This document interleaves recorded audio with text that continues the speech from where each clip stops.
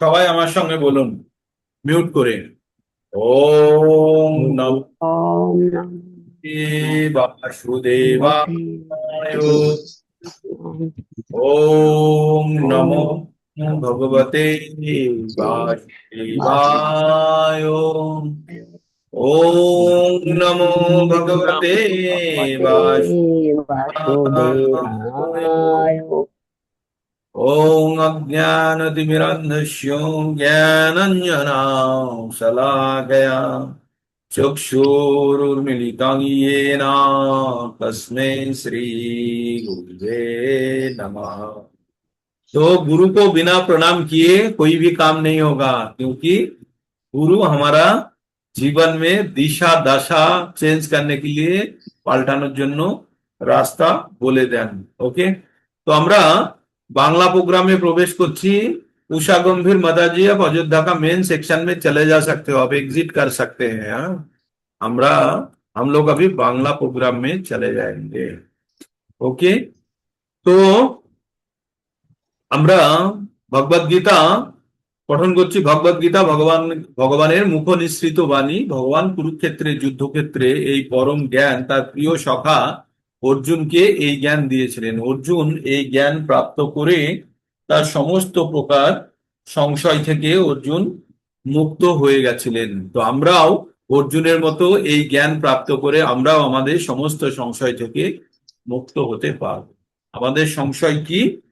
আমাদের সংশয় হচ্ছে আমরা দ্বিধাগ্রস্ত। আমরা সংসার জীবনে এত মায়ার জালে আবদ্ধ হয়ে আছি, আমরা কোনটা ভালো মন্দ বিচার করতে পারি না। তাই আমাদের জীবনে গুরু গুরু রূপে, সাধু রূপে, শাস্ত্র রূপে আমাদের বলরামজি আবির্ভাব হয়ে যান, হয়ে আমাদেরকে নির্দেশনা দেন যে কিভাবে আমরা আমাদের গন্তব্যস্থলের দিকে যেতে পারবো। ঠিক, তো তো আমরা ভগবদ গীতার প্রথম 6টি অধ্যায়ের মধ্যে 6 নম্বর অধ্যায়ে পৌঁছে গেছি, অর্থাৎ কর্মযোগের শেষ লগ্নে।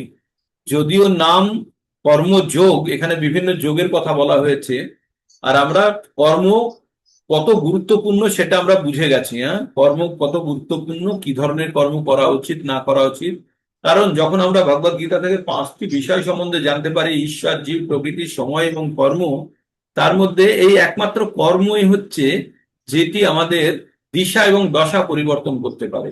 আমাদের বর্তমান জীবন হচ্ছে আমাদের পূর্ববর্তী জীবনের কর্মফল। আমাদের বর্তমান জীবন আমাদের পূর্ববর্তী জীবনের কর্মফল, আর আমাদের ভবিষ্যৎ জীবন বর্তমান জীবনের কর্মফলের উপরে নির্ভর করছে। একদম পরিষ্কার, এখানে কোনো ডাউট হবে না। ক্লাস 7-এর রোল নাম্বার, ক্লাস 6-এর পরীক্ষার ফল, ক্লাস 6-এ যে আপনারা পরীক্ষা দিয়েছেন তার ফল হচ্ছে ক্লাস 7-এর রোল নাম্বার। আর ক্লাস 7-এ যতই চেষ্টা করুন আপনার রোল নাম্বার পাল্টাবে না, ক্লাসে যতই ভালো পড়াশোনা করুন করুন না কেন, কিন্তু রোল নাম্বার চেঞ্জ হবে ক্লাস 8-এ গিয়ে। আর 8-এ যখন একবার চেঞ্জ হয়ে গেল, আবার 1 বছর ওই রোল নাম্বার থাকবে। তো ওই রোল নাম্বারের মধ্যে কোনো পরিবর্তন হবে না। ভালোই আপনি স্কুলে গিয়ে পড়াশোনা করুন আর না করুন, আপনার রোল নাম্বার থাকবে।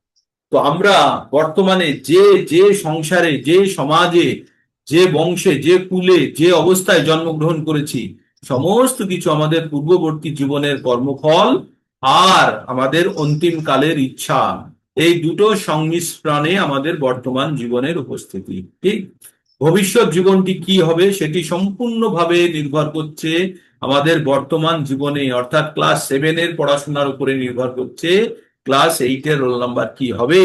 তো বর্তমান আমাদের কার্যকলাপের উপরে নির্ভর করছে আমাদের পরবর্তী জীবনের রূপরেখা কি হবে।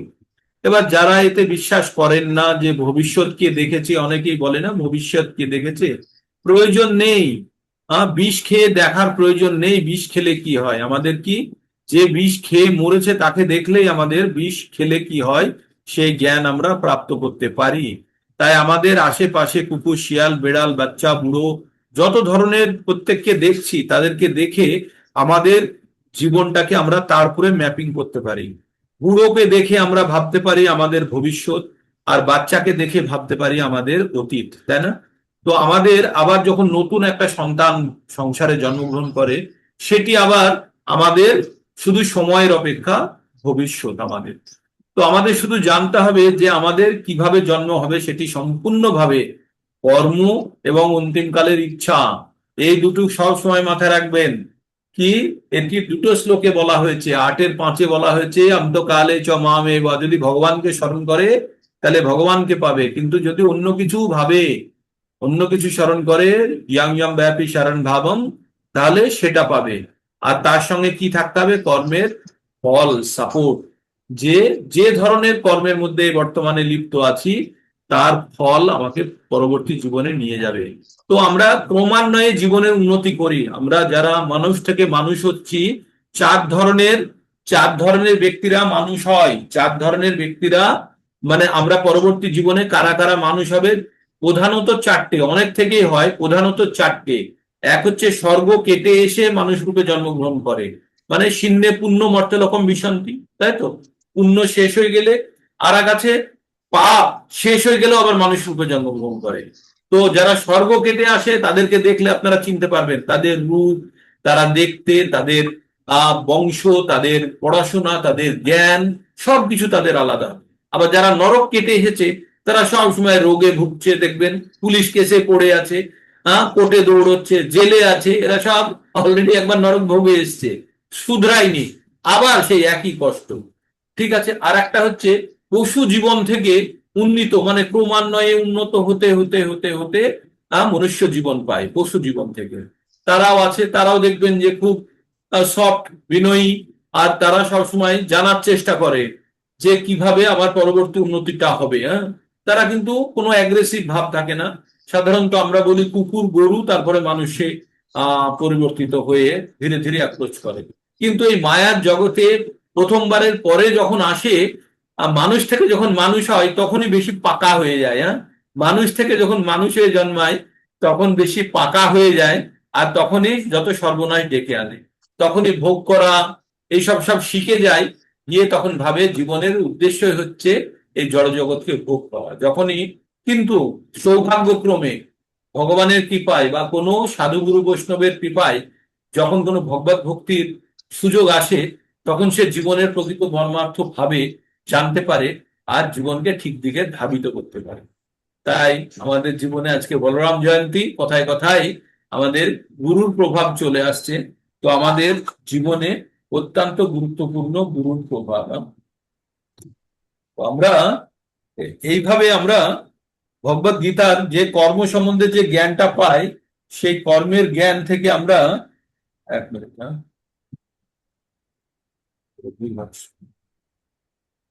প্রভুজি এক মিনিট একটু জব তো দিবেন। जय श्री कृष्ण चैतन्य प्रभु नित्यानंद श्री अद्वैत गदाधर शिवासादि गौर भक्त बिंद। हरे कृष्ण कृष्ण कृष्ण हरे हरे, हरे राम राम राम हरे हरे, हरे कृष्ण कृष्ण कृष्ण हरे हरे, हरे राम राम राम हरे हरे, प्रभुजी हैंड रेज कीजिए। हरे कृष्ण कृष्ण हरे हरे, हरे राम रविभक्त राम प्रभुजी राम हैंड हरे रेज कीजिए। हरे कृष्ण कृष्ण हरे हरे, कृष्णा।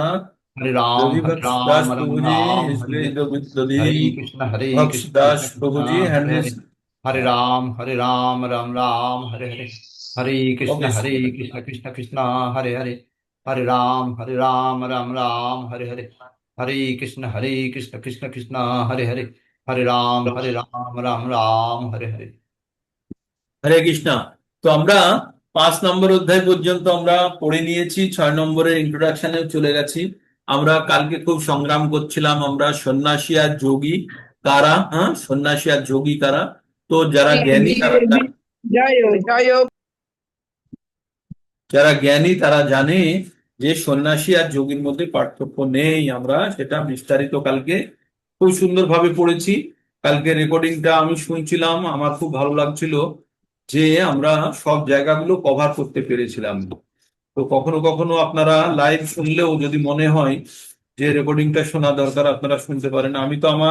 আমি প্রতিদিন শুনি ইচ্ছে করে, যাতে আমি কি বললাম পাগলের মতো সেগুলো যেন আবার ঠিক করার সুযোগ করতে পারি। তো আমরা 6 নম্বর ধ্যান যোগে পৌঁছে গেছি। আমরা 3 নম্বর অধ্যায়ে আমরা কি জেনেছিলাম, 3 নম্বর অধ্যায়ে খুব গুরুত্বপূর্ণ একটা কথা জেনেছিলাম। বলুন তো কথাটি কি? 3 নম্বর অধ্যায়ে খুব গুরুত্বপূর্ণ দুটো দুটো জিনিস বলুন, 3 নম্বর অধ্যায়ে দুটো গুরুত্বপূর্ণ জায়গা বলুন, কেউ বলুন আমায়। 3 নম্বর অধ্যায়ে দুটো গুরুত্বপূর্ণ জায়গা বলুন, 3 নম্বর অধ্যায়ে দুটো গুরুত্বপূর্ণ জায়গা বলুন, বলুন 3 নম্বর অধ্যায়ে দুটো গুরুত্বপূর্ণ জায়গা মনে পড়ছে না? 3 নম্বর অধ্যায়ে প্রথম যেটা বলুন। 3-27। হ্যাঁ হ্যাঁ, বলুন বলুন, শ্লোকটি বলুন, একদম ঠিক। 3-27 শ্লোক। প্রকৃতে ক্রিয়ামনানি গুণে কর্মাণি সর্বশ অহংকার বিমূঢ় আত্মা কর্তাহম ইতি মান্নাতে। ভেরি গুড, মানেটা বলুন তো। মানে অহংকার বশত জীব মনে করে আমি সব করেছি, কিন্তু আসলে প্রকৃতি দ্বারা চালিত হয়ে মানুষ কর্ম করে। ভেরি বল মাতাজি, একদম ঠিক ঠিক বলে দিয়েছে। দেখে না দেখে যেভাবেই বলুন, কিন্তু আপনি ঠিক পয়েন্ট বলে দিয়েছেন, যেটা আমি শুনতে চাইছিলাম।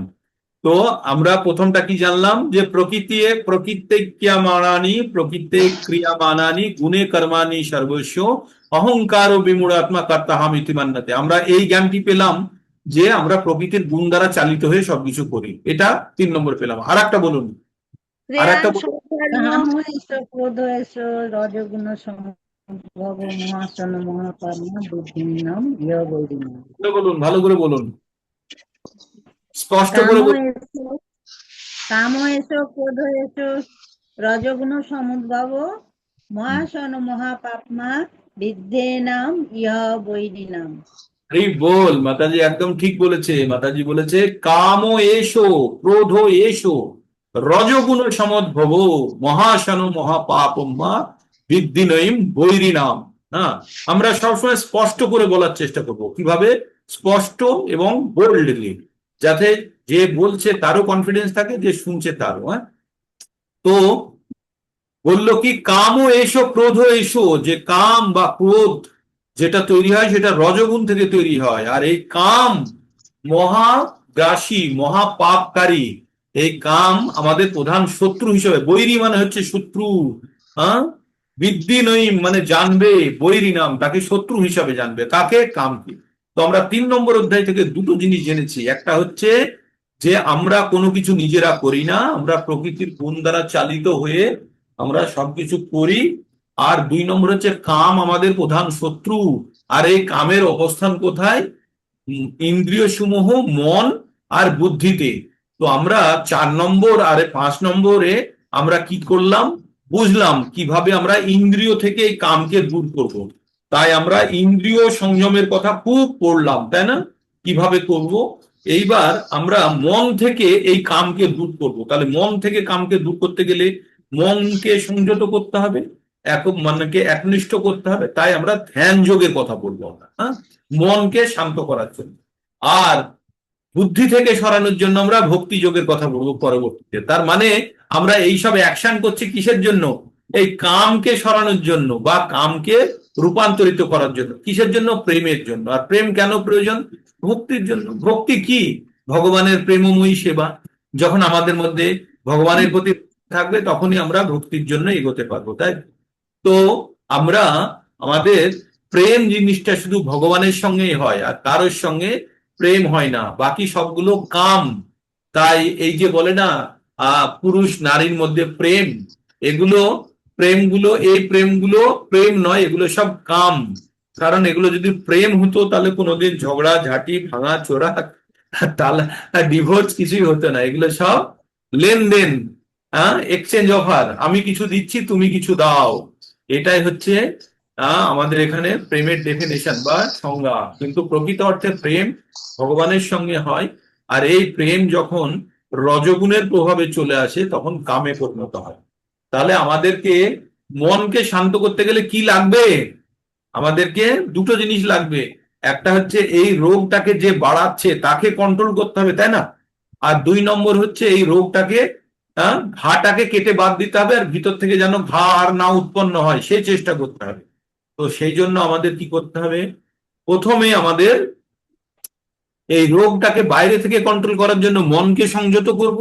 আর 2 নম্বর হচ্ছে আমাদের সঙ্গ এবং আহারে পরিবর্তন করব, যাতে আমাদের মধ্যে আর রজগুণ প্রবেশ না করে আমাদের মনকে ডিস্টার্ব না করতে পারে, তাই তো? তো তাহলে আমরা মন থেকে যখন আমরা কামকে সরাতে চাইবো, তখন ধ্যান যোগের মাধ্যমে করব। আর ধ্যান যোগের মধ্যে সব থেকে গুরুত্বপূর্ণ হচ্ছে অষ্টাঙ্গ যোগ। হ্যাঁ, অষ্টাঙ্গ যোগ। অষ্টাঙ্গ যোগের প্রথম যে কথাটি আমাদের জানতে হয়, অষ্ট অঙ্গ যোগ, মানে যে যোগের 8টি অঙ্গ আছে।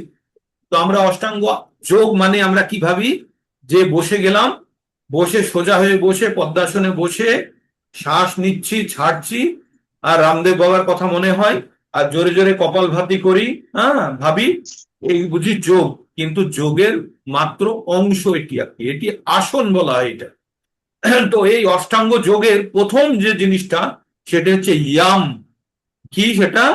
ইয়াম, বাংলায় বলে জম। তো ইয়াম, আর হিন্দিতে বলে ইয়াম, বা সংস্কৃতে বলে ইয়াম। তার পরেরটা হচ্ছে নিয়ম। यम और नियम। यम मतलब क्या नहीं करना है, और नियम मतलब मान के चलना है, क्या करेंगे लेकिन रेस्ट्रिक्टेड एरिया में, है ना? जैसे हमारा अंग्रेजी में लिखा रहता है डूज एंड डोंट्स, क्या करना है क्या नहीं करना है। तो रास्ता के साइड में भी आप जाते हैं, सिग्नल होता है, ट्रैफिक सिग्नल, कब कब जाना है और कब नहीं जाना है किसके ऊपर निर्भर कर। যখন ট্রাফিক সিগন্যাল থাকে তখন আমরা কি দেখে যাই, লাল সিগন্যাল হলে আমরা যাই না, আর গ্রিন হলে যাই। তো গ্রিন মানে হচ্ছে যেটা করব, আর লাল মানে হচ্ছে যেটা করব না। তো এই হলো আমাদের ইয়াম আর নিয়ম। যে কোনো পুজোর আগে, অনুষ্ঠানের আগে নিয়ম পালন করা হয় না, তার আগে ইয়াম করে, ইয়াম ইয়াম বলে। তো তো সেই অষ্টাঙ্গ যোগের প্রথমে হচ্ছে ইয়াম। তো মনকে শান্ত করতে গেলে শুধু আমাদের আসন করলে হবে না, তার আগে আমাদের কি করতে হবে আর কি করতে হবে না সেটা ভালোভাবে জানতে হবে। তাই আমাদের প্রথম শর্ত হচ্ছে ইয়াম, তারপরে হচ্ছে নিয়ম, তারপরে হচ্ছে আসন। তো আমরা যারা যোগাসন করি, মাতাজি যোগাসন করান, আমাদের দীপ্তি ঘোষ মাতাজি। তো মাতাজি যোগাসন তো আপনি ফিজিক্যাল এক্সারসাইজ হিসাবে না নিয়ে মনকে নিয়ন্ত্রণের যদি পদ্ধতি হিসাবে আমরা ব্যবহার করি, তাহলে আমাদের কি করতে হবে, মনকে, তার আগে আমাদের কি করব আর কি করব না, এই দুটো জিনিস আমাদের জানতে হবে। আমাদের আহারে শুদ্ধিকরণ হতে হবে, আমাদের সঙ্গে শুদ্ধিকরণ হতে হবে, তবেই আমাদের রজগুণের প্রভাব কমবে। আর তখন যদি আমরা মনকে নিয়ন্ত্রণ করার জন্য যে শারীরিক এবং মানসিক কার্যকলাপগুলি করব, সেগুলো বেশি ফলপ্রদ হবে। না হলে কি হবে, আমরা এক্সারসাইজই হবে, যোগা এক্সারসাইজের জায়গাতেই থেকে যাবে, এটা কোনো সাধনার মধ্যে প্রবেশ করতে পারবে না যদি না আমরা আগে ইয়াম আর নিয়ম না করি। তাহলে আমাদের অষ্টাঙ্গ যোগের কি হলো, প্রথমে হচ্ছে ইয়াম, তারপরে হচ্ছে নিয়ম, তারপরে হচ্ছে আসন, তারপরে হচ্ছে প্রাণায়াম। প্রাণায়াম কথার অর্থ হচ্ছে প্রাণ। আমাদের মধ্যে দুই ধরনের, প্রধানত 10 ধরনের বায়ু আছে, কিন্তু 2 ধরনের বায়ুকে মেন, একটা হচ্ছে প্রাণবায়ু, একটা হচ্ছে আপান বায়ু, আর একটা হচ্ছে প্রাণবায়ু। একটা হচ্ছে ঊর্ধ্বমুখী বায়ু আর একটা হচ্ছে নিম্নমুখী বায়ু। আমাদের যে প্রাণবায়ু সেটা হচ্ছে ঊর্ধ্বমুখী, আর আপান বায়ুটা হচ্ছে নিম্নমুখী। এই দুটো বায়ুকে অবরুদ্ধ করতে হয়, নিয়ন্ত্রণ করতে হয়, সেটা একটি পদ্ধতি। তো সেটাকে বলা হয় প্রাণায়ামের মাধ্যমে। তো আমরা কি করি, প্রাণায়ামে সাধারণত আমরা কি জানি, নাক দিয়ে বড় নিঃশ্বাস নাও, ধরে রাখো, আর মুখ দিয়ে আস্তে আস্তে আস্তে আস্তে ছাড়ো, তাই তো? এটাই প্রাণায়ামে করে। কিন্তু এটাকে মন সংযত করার জন্য যখন করা হবে, তখন আমাদের আপান বায়ু আর প্রাণবায়ুকে আমাদেরকে নিয়ন্ত্রণ করতে হবে। তাহলে আমাদের প্রথমে হলো ইয়াম, তারপরে হলো নিয়ম, তারপরে হচ্ছে আসন, তারপরে হচ্ছে প্রাণায়াম, তারপরে হচ্ছে প্রত্যাহার, তারপরে হচ্ছে ধ্যান ধারণা, আর সমাধি। এই হচ্ছে 8টি অঙ্গ। এই 8টি অঙ্গ, প্রত্যাহার মানে সমস্ত ইন্দ্রিয় সমূহের অনুভূতিগুলো সব মনের মধ্যে টেনে নেওয়া, প্রত্যাহার করে নেওয়া, নিজেকে জড় জগৎ থেকে তুলে নেওয়া, প্রত্যাহার করে নেওয়া। সেটা একটা পদ্ধতির মাধ্যমেই, অভ্যাসের দ্বারাই করা হয়। কিন্তু অষ্টাঙ্গ যোগ সহজ নয়, কঠিন। তাই কলিযুগে মানুষের অষ্টাঙ্গ যোগের প্রতি বেশি জোর দেওয়ার কথা বলা হয়নি। এটি একটি পদ্ধতি, পতঞ্জলি এটি দিয়েছিলেন। ঋষি পতঞ্জলির তার পদ্ধতি অনুযায়ী এটাও একটা পদ্ধতি মনকে নিয়ন্ত্রণ করার। তো আমরা প্রথম দুটো শ্লোক পড়ে ফেলেছিলাম। প্রথম দুটো শ্লোক আপনাদের রিভিশনের জন্য শুধু বলবো, ব্যাখ্যা কালকে বিস্তারিত করেছি, পরে আমরা পরবর্তী শ্লোকে চলে যাব। ধ্যান যোগ। শ্রী ভগবান উবাচ অনাশ্রিত অনাশ্রিত কর্ম ফলং কার্যং কর্ম করোতি যা সন্ন্যাসী চ যোগী চ না নিরাগ্নির চ আপ্রিয়া। অনাশ্রিত কর্ম ফলং অনাশ্রিত কর্ম ফলং কার্যং কর্ম করোতি যা সন্ন্যাসী চ যোগী চ না নিরাগ্নির চ ক্রিয়াঃ।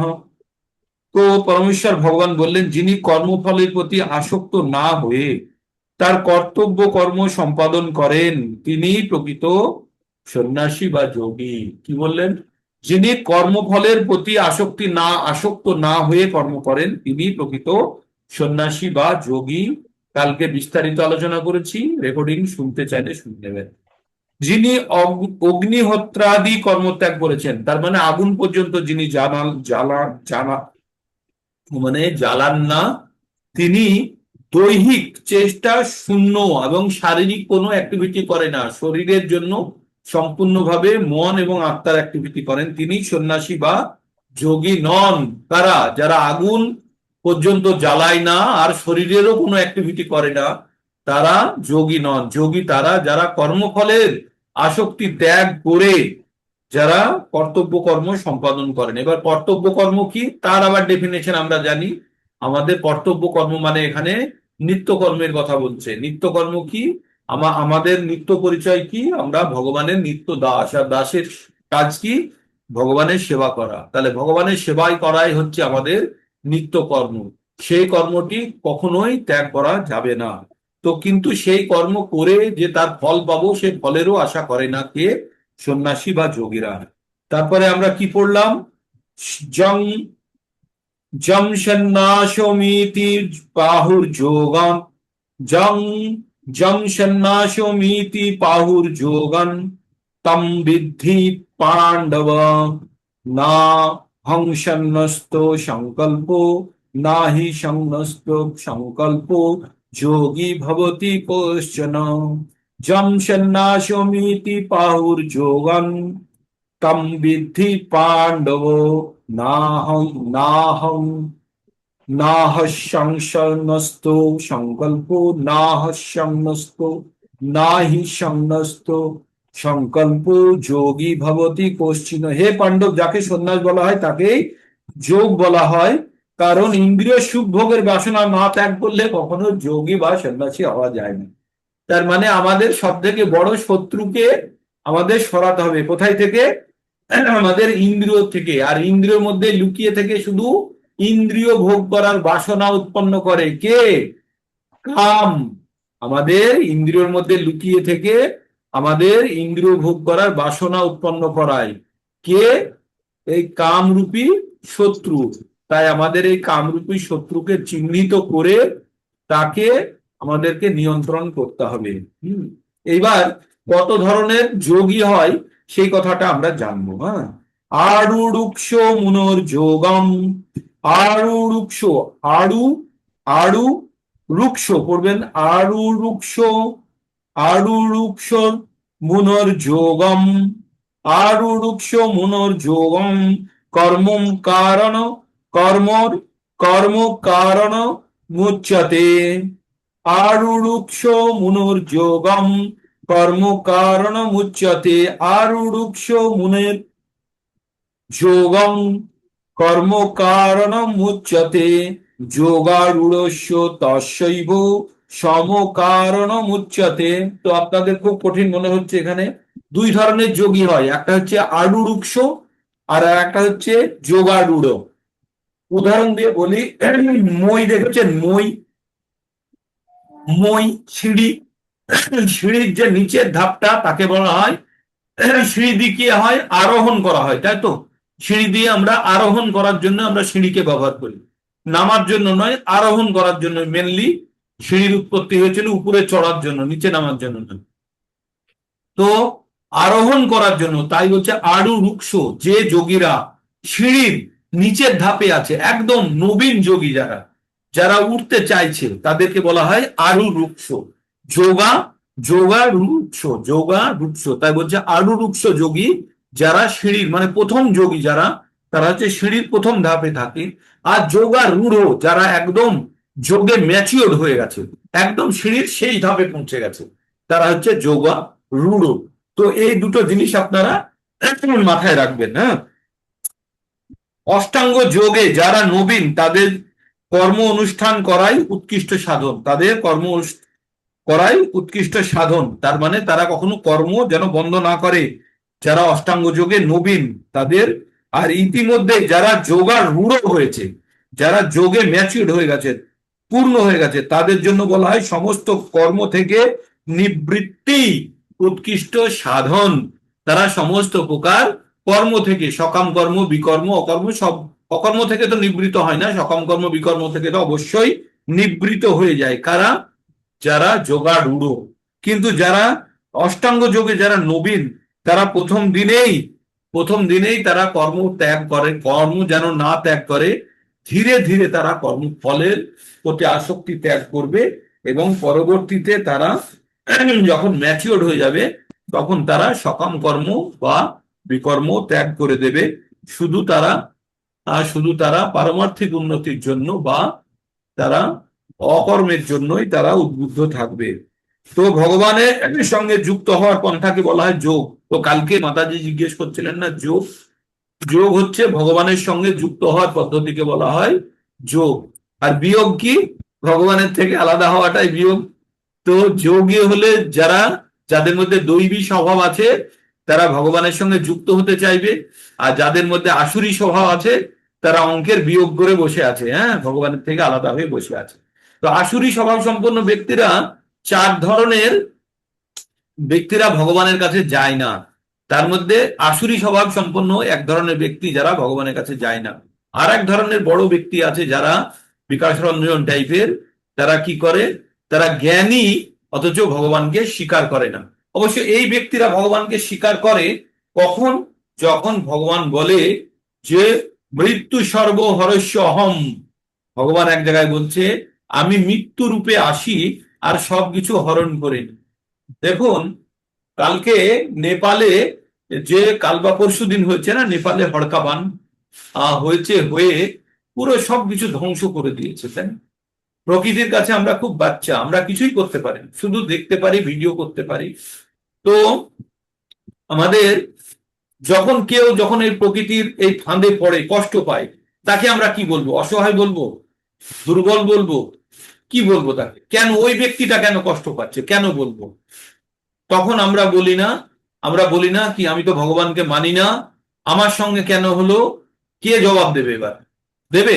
কোন নাস্তিক ব্যক্তি জবাব দিতে পারবে যে তার সঙ্গে কেন হলো, সে কেন বেড়াতে গেল? আর যে মেয়েটি আহমেদাবাদে বিমান দুর্ঘটনায় বেঁচে গেল, যে প্লেনের টিকিটটা মিস করলো, প্লেনটাতে চড়তে দেরি করে ফেলেছিল ট্রাফিক জ্যামের জন্য, সে কি করে বেঁচে গেল? তাই না?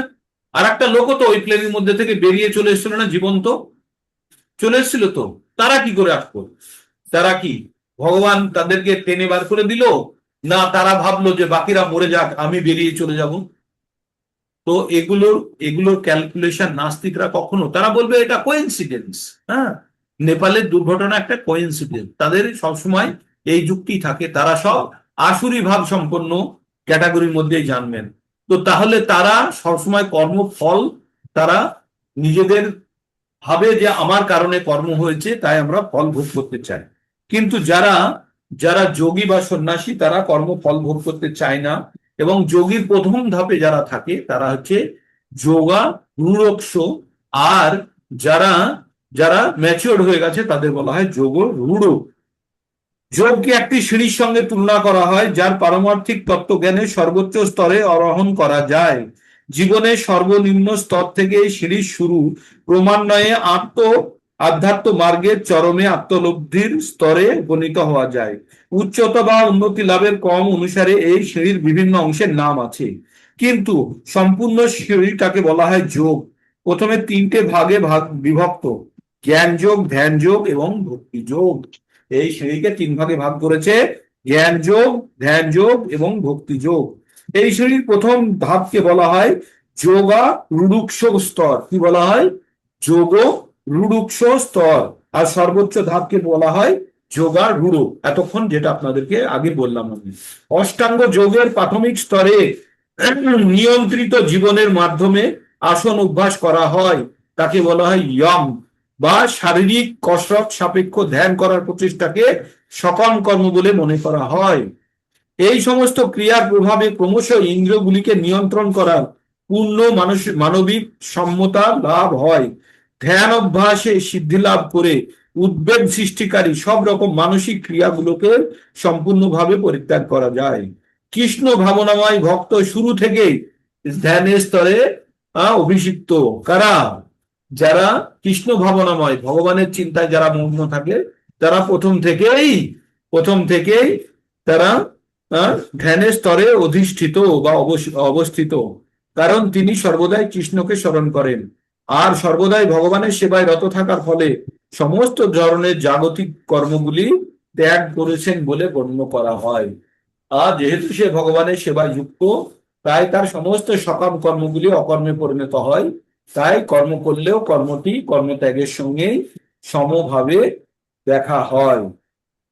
4 নম্বরে, যদা হি নেন্দ্রিয়েস্থেষু যদা হি না ইন্দ্রিয়া অর্থেষু যদা হি না ইন্দ্রিয়ার্থেষু না কর্ম না কর্মস না কর্মস্যনুসজ্জতে না কর্মস্যনুসজ্জতে। এটাকে ভেঙে পড়লে কি হবে? কর্মসু অনুসজ্জতে। আচ্ছা, যদা হি না ইন্দ্রিয়স্থেষু না কর্মসু অনুসজ্জতে কর্মসু অনুসজ্জতে যদা হি না ইন্দ্রিয়স্থেষু না কর্মসু অনুসজ্জতে সর্বসংকল্প সন্ন্যাসী যোগারূঢ় তদুচ্যতে। তদ উচ্চতে মানে তাকে বলা হয়, কি বলা হয়? যোগারূঢ়। কাকে বলা হয়? যোগী যখন সমস্ত সুখ ভোগের সংকল্প ত্যাগ করে ইন্দ্রিয় ভোগ্য বিষয় এবং সকাম কর্মের প্রতি আসক্তি রহিত হন, তাকে বলা হয় যোগারূঢ় অবস্থা। মানে আমরা এই জিনিসটা নিয়ে অনেকদিন ধরে আলোচনা করছিলাম। ইন্দ্রিয় সুখ ভোগ করে সমস্ত সকাম কর্ম এবং বিকর্ম ত্যাগ করে যে যোগের অবস্থায় থাকে তাকে বলা হয় যোগারূঢ় অবস্থা। এটি আপনাদেরকে অনেকবার বলেছি, এখন শুধু নামটি বললাম, তাই না? যোগী যখন সুখ ভোগের সমস্ত সংকল্প ত্যাগ করে ইন্দ্রিয় ভোগ্য বিষয় এবং সংকল্প সকাম কর্মের প্রতি আসক্তি রহিত হয়, তাকে যোগারূঢ়। মানে যোগের সর্বোচ্চ শ্রেণীতে পৌঁছে গেলে কি কি করে ফেলে? 3টে কাজ: ইন্দ্রিয় ভোগের প্রবৃত্তি নষ্ট, ইন্দ্রিয় নিয়ন্ত্রণে, আর সকাম কর্ম থেকে সে নিজেকে সরিয়ে নিতে পারে। এই 3টে জিনিস অ্যাচিভ করে যায়, তখন তাকে বলা হয় যোগারূঢ় অবস্থায় আছে। হ্যাঁ, তাই কি বললাম? যদা হি না ইন্দ্রিয়স্থেষু না কর্মস্য অনুসজ্জতে সর্বসংকল্প সন্ন্যাসী যোগারূঢ় তদুচ্যতে। মানুষ যখন ভক্তি যোগের সর্বত্রভাবে ভগবানের সেবায় নিয়োজিত হয়, তখন সে আত্মতৃপ্তি লাভ করে। তাই ইন্দ্রিয় তৃপ্তি, এই যে আপনাদের মনে আছে 2টো শ্লোক বলেছিলাম, 2-59, বিষয় বিনির্বর্তন্তে নিরাহারস্য দেহিনাম রসবর্জং রসপহস্য পরম দৃষ্টা নিবর্ততে। মন কখনো কোনো আনন্দ বা কাজ করা থেকে বিরত থাকতে পারে না। তাই যখন উচ্চতর স্বাদ পেয়ে যায়, নিম্নতর স্বাদের প্রতি তার আর আকাঙ্ক্ষা থাকে না। একটা গেল। আর 2 নম্বর পড়েছিলাম, যে হিসাব যা ভোগা দুঃখ জানায় এবতে অদ্বৈন্তবন্ত কোনতে ও নাতে সুরমতে বুধা। 5-এর 2-3 দিন আগে পড়ে আসলাম, 5-এর 22 নম্বর শ্লোক। বুদ্ধিমান ব্যক্তিরা ক্ষণিকের সুখের জন্য বুদ্ধিমান ব্যক্তিরা কখনো দীর্ঘকালীন দুঃখের সঙ্গে আপোষ করে না। তাই তারা কি করে? ইন্দ্রিয় জাতীয় সুখ ভোগ থেকে নিজেদেরকে বিরত রাখে। এখানে কি বললো? যোগী যখন সুখ ভোগের সমস্ত সংকল্প ত্যাগ করে ইন্দ্রিয় ভোগ্য বিষয় এবং সকাম কর্মের প্রতি আসক্তি আসক্তি রহিত হন, তখন তাকে যোগাড়ূঢ় বলা হয়। তাই ইন্দ্রিয় তৃপ্তি অথবা সকাম কর্মে আর লিপ্ত হন না। আর তা না হলে অবশ্যই ইন্দ্রিয় সাধনে প্রবৃত্ত হতে হবে। আর তা না হলে অবশ্যই ইন্দ্রিয় তৃপ্তি সাধনে প্রবৃত্ত হতে হবে। কারণ কর্মরহিত হয়ে মানুষ কখনো থাকতে পারে না। বোতল খালি থাকতে পারে না, হয় হাওয়া থাকবে, না হলে জল থাকবে। তাই উচ্চ উচ্চ ভাবনা সম্পন্ন যখন কার্য আমাদের জীবনে প্রবেশ করে, তখন আর নিম্ন শ্রেণীর কার্যে আমাদের আর কৃষ্ণ ভাবনাময় কর্ম না করে আত্মকেন্দ্রিক অথবা সমষ্টগতি স্বার্থে সমষ্টিগত স্বার্থে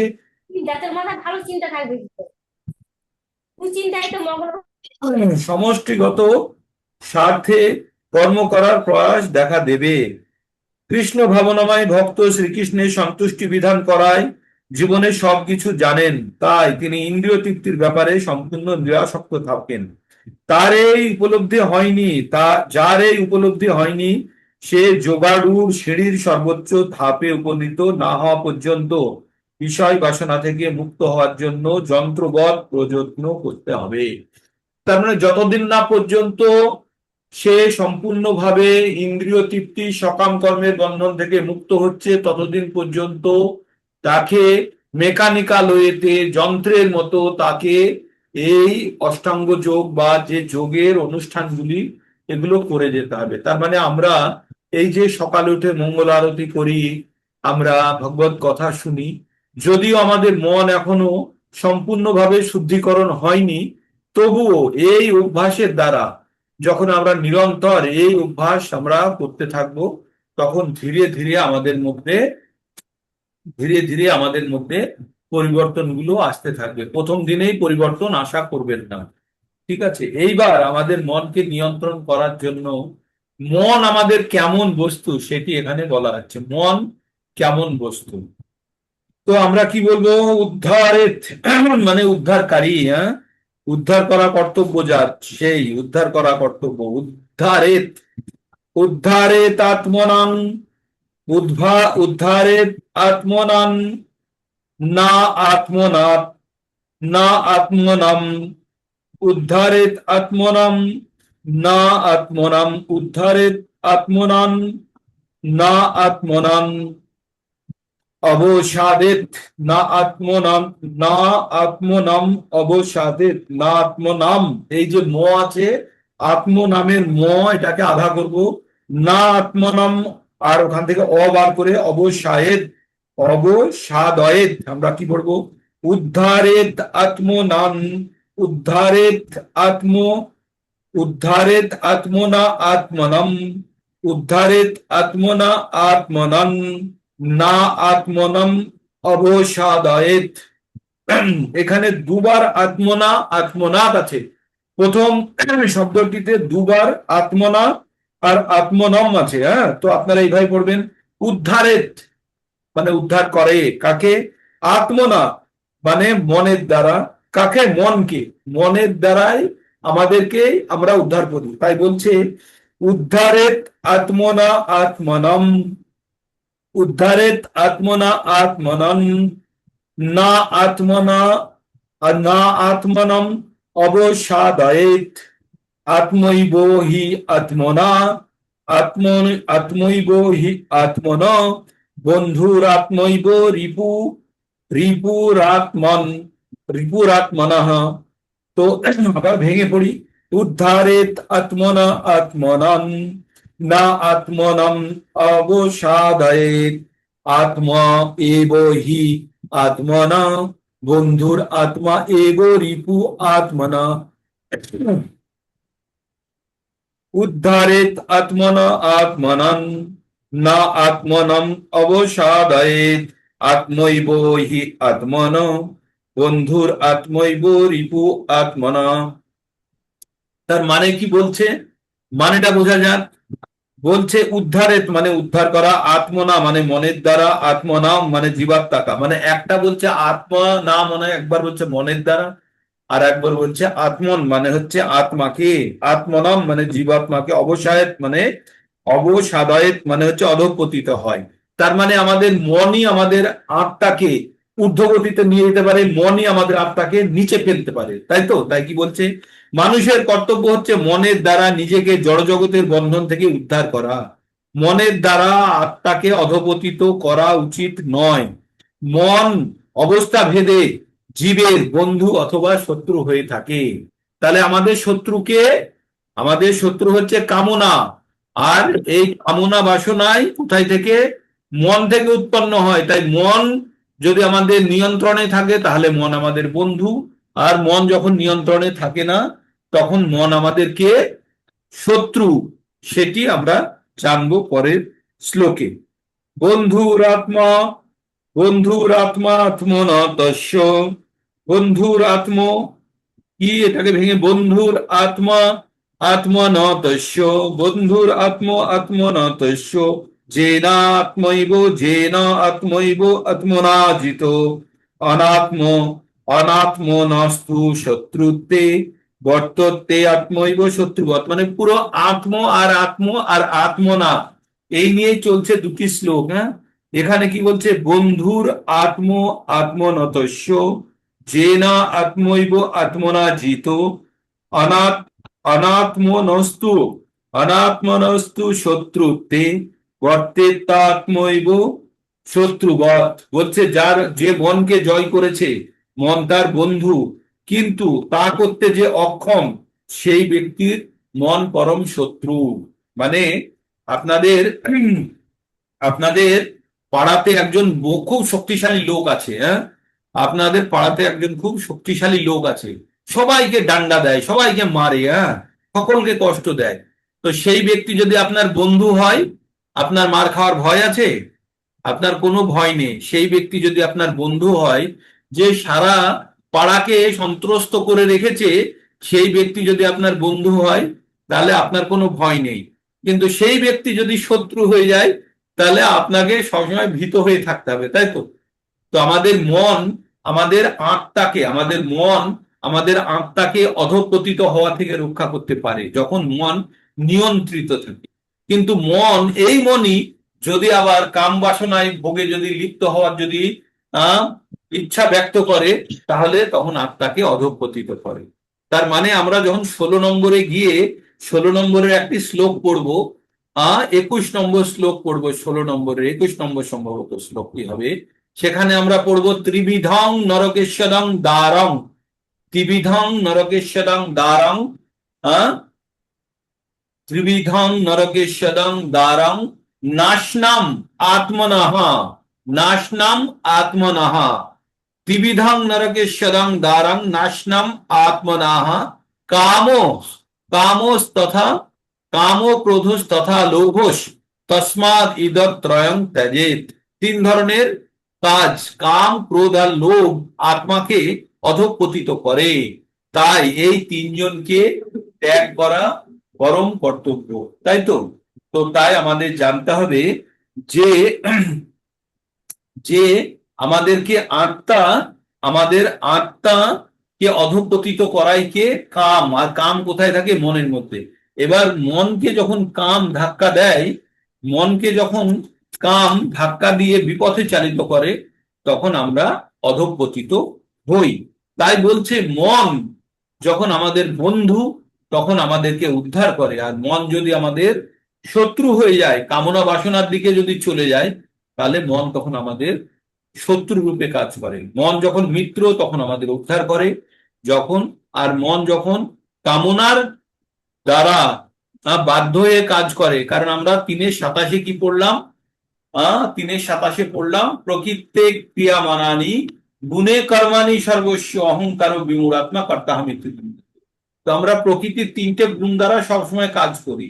এবার মনের মধ্যে যদি রজগুণের প্রভাব থাকে তাহলে সেখানে কাম একদম শক্ত হয়ে ঘাঁটি রূপে বসে আছে, আর এই কামই তখন এই আমাদের আত্মাকে অধঃপতিত করার জন্য আমাদের ক্রোধ লোভ এবং কামনা বাসনা চরিতার্থ করার জন্য সমস্ত দিকে ধাবিত করবে। পুরো বিজ্ঞান একটা পয়েন্টের সঙ্গে আর একটা জিনিস খুব সুন্দরভাবে সম্পর্ক যুক্ত। তাহলে আমাদের সমস্যা কোথায় থেকে শুরু হলো, আমাদের প্রবলেমটা কোথায় থেকে শুরু হলো? ধায়ত বিষয়ং পুংসং, মনে পড়ছে 2 নম্বর অধ্যায়ের 62 নম্বর শ্লোক। ধায়ত বিষয়ং পুংসং সংগাস্তে সুপজায়তে, কোন জিনিস সম্বন্ধে আমরা চিন্তা করতে করতে সেই জিনিসের প্রতি একটু আসক্তি জন্মায়। তাহলে আমাদের চিন্তা থেকে শুরু হয়েছে। চিন্তা কোথায় থেকে হয়? মন থেকে হয়। তাহলে মনের উপরে যদি সব সময় যদি আমরা আমাদের ইন্দ্রিয় বিষয়সমূহ যেগুলো মনের কাছে আসতে চাইছে ইন্দ্রিয় দ্বারা, সেইগুলোকে যদি আমরা একটু নিয়ন্ত্রণ করে নিতে পারি, তাহলে আমাদের সেই জিনিসের প্রতি আর আসক্তি হবে না। আর এই আসক্তি থেকেই আমাদের কাম উৎপন্ন হয়। তাহলে কামকে নিয়ন্ত্রণ করতে গেলে আমাদের যে বস্তুটি আমাদের কাম উৎপন্ন করার জন্য দায়ী, সেই বস্তু থেকে আমাদের একটু দূরে থাকতে হবে, তাই তো? তো এইভাবে আমরা মনকে যদি নিয়ন্ত্রণ করতে পারি, মন যদি আমাদের নিয়ন্ত্রণে থাকে, পাড়ার গুন্ডা যদি আমার বন্ধু হয় তাহলে আমার ভয় নেই, কিন্তু পাড়ার গুন্ডা যদি আমার শত্রু হয় তাহলে আমাকে দুবেলা পেটানি দেবে। তো তেমনি মন যদি আমাদের বন্ধু হয় তাহলে মন আমাদেরকে আমাদের আত্মাকে ঊর্ধ্বগতির জন্য নিয়ে যাবে। আর মন যদি আমাদের শত্রু হয়ে যায়, যদি কামের বশে চলে যায়, কামের ইচ্ছাকে যদি চরিতার্থ করার চেষ্টা করে, তাহলে মন তখন আমাদের অধঃপতিত করবে। তো এই 6 নম্বর পর্যন্ত পড়লাম। তো এই জিনিসগুলো আপনারা আরেকবার, হ্যাঁ বলুন, কেউ কিছু বললেন? তো আমাদের 6 নম্বর পর্যন্ত থাক, তারপরে কাল থেকে আরেকটু স্পিড হবে, কারণ এগুলোতে ওই অষ্টাঙ্গ যোগের কথা বলবো, তো তো সেগুলো বিস্তারিত কিছু যাওয়ার নেই, পরে এগিয়ে যাব। জ্ঞানের জন্য শুনুন, তারপরে যখন আবার যেখানে খুব শক্তিশালী জায়গা আসবে সেখানে আবার ধরে দেবো। ক্যামেরা অন করুন, আরো কিছু বলার থাকলে বলতে পারেন, আমরা 6টা 10-এর মধ্যেই শেষ করবো। কারো কিছু বলার আছে? সংখ্যা দুর্বল, তুমি চালাও না। বলুন। হরে কৃষ্ণ কৃষ্ণ কৃষ্ণ হরে হরে, হরে রাম রাম রাম হরে হরে। তো স্ন্যাপশট প্রথমটা হয়ে গেল, দ্বিতীয়টাও হয়ে যাচ্ছে। আর কারো ক্যামেরা অন হবে না? যাদের হবে তাদের ওকে, ডান। আপনারা যে দুটো কাজ আপনাদের দিলাম, এই 4টে শ্লোক আরেকবার পড়বেন। আপনারা 6 নম্বর পর্যন্ত বইতে যেটা লেখা আছে সেটা পড়বেন, একটু খিটমিটে তো। আর প্রয়োজন হলে রেকর্ডিং দিয়ে আরেকবার শুনবেন। আর ধীরে ধীরে আমরা এই জিনিসগুলো বুঝতে শিখবো। তখন আপনারা বুঝতে শিখবেন যে ডাক্তারে 5টা ওষুধ দেয়, তার মধ্যে 2টো গ্যাসের ওষুধও থাকে, ঠিক আছে? তো যদি আপনার গ্যাসের প্রবলেম না থাকে তাহলে ওই গ্যাসের ওষুধ খাওয়ার দরকার নেই। তো আমাদের ভগবান পুরো আমাদের ওষুধের প্রেসক্রিপশন দিয়ে দিয়েছে, কোনটা কোনটা আমাদের প্রয়োজন সেটা আমরা দেখে আমরা নিয়ে নেব, ঠিক আছে? তো চিন্তার কিছু নেই, ওষুধগুলো জেনে নিই, ছোটখাটো খেয়েও দেখি, তারপরে আমরা কোনটাকে ছাড়বো কোনটাকে ধরবো দেখবো। ওকে, তো আপনারা একবার পড়বেন, হ্যাঁ, সুযোগ পেলে আপনারা ওই তাৎপর্যটা সহ পড়বেন, তাহলে বুঝতে সুবিধা হবে। আর কারো কিছু বলার, কোনো বোঝা বুঝতে অসুবিধা? হুম, এই শ্লোকগুলো উচ্চারণ করতেই অসুবিধা, তাছাড়া এমনি কিছু না। আজকে শ্লোকগুলো যে শ্লোকগুলো পড়লেন, এগুলো উচ্চারণেই একটু কঠিন, তাছাড়া ঠিকই আছে, বোঝাতে কোনো অসুবিধা নেই। আমাদেরও অভ্যাস কম, তো এই শ্লোকগুলিকে এই ভেঙে ভেঙে করুন, উচ্চারণ করুন, কোনো অসুবিধা নেই, ভেঙে করুন। 3-4 বার 5 বার করতেই দেখবেন কিছুটা হলেও রপ্ত হয়ে গেছে। আমি আপনাদের সামনে 2-3 বার ট্রাই করতে করতে হয়তো খুঁজে পাওয়ার চেষ্টা করছিলাম, এগুলো খুব বেশি রপ্ত নেই এই শ্লোকগুলি, হ্যাঁ, সেই জন্যই অসুবিধা হচ্ছে। তো আপনারা 2-3 বার ভেঙে ভেঙে পড়ুন, হয়ে যাবে। ওকে, তো আজ এখানে শেষ করি। হরে কৃষ্ণ, 6টা 10।